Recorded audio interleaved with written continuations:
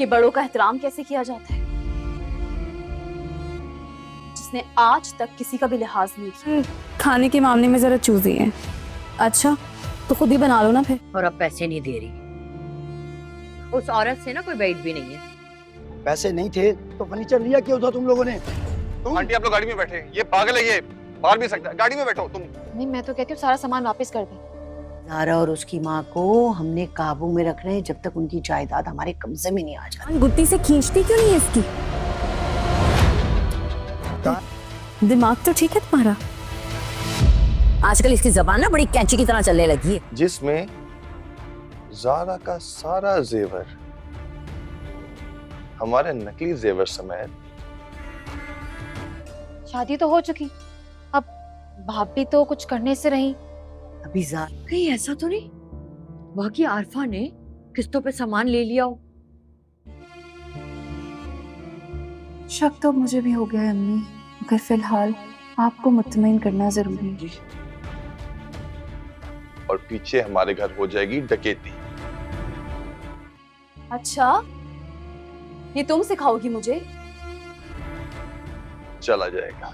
बात सच कहो या झूठ, लेकिन बड़ों का एहतराम करना तुम पर फर्ज है। मैं तो फिर भी बहुत लिहाज कर रही हूँ जो अभी तक इस घर में बैठी हुई, तो सबकी इज्जत तार तार हो जाएगी। वरना अगर मैं अपनी जबान खोल दूं ना, बाकी मामला से तो मैं खुद निपट लूंगी। ज़ारा में कह जाएगी। आयदा जैसे ही हन्नान के घर अपनी बेटी ज़ारा को मिलने जाएगी, वहाँ फर्नीचर वाला मौजूद होगा।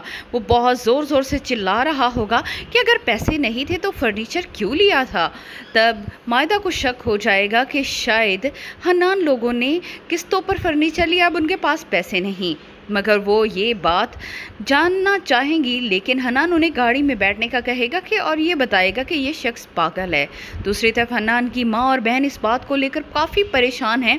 हन्नान की बहन तो ये चाहती है कि फ़र्नीचर वापस कर दिया जाए, मगर हन्नान की माँ ऐसा बिल्कुल नहीं चाहती। वो चाहती है कि जब तक ज़ारा और उसकी माँ की पूरी जायदाद उनके कब्ज़े में नहीं आ जाती, तब तक उसका एतमाद नहीं तोड़ना चाहिए। यहाँ पर दोनों माँ बेटा मिलकर एक प्लान बनाएंगे कि जब ज़ारा अपने मैके जाएगी तो पीछे से वो जेवरात चोरी होने का बहाना कर देंगे और बताएंगे कि घर में वारदात हुई है, और उसके बाद वो कुछ कर ही नहीं पाएगी और ज़्यादा से ज़्यादा चिल्लाकर खामोशी हो जाएगी। ज़ारा जैसे ही अपने घर जाएगी तो मनाहिल से यही कहेगी कि हन्नान बहुत अच्छा खाना खाना पसंद करता है, तुम वैसा ही बनाओ। लेकिन मनाहिल को अब ज़ारा की बातें सख्त बुरी लगती हैं, इसीलिए वो उसे यही कहेगी कि ऐसा है तो तुम खुद अपने शौहर के लिए खाना बनाओ। यहाँ पर मायदा भी मनाहिल को डांटना शुरू कर देगी, लेकिन मनाहिल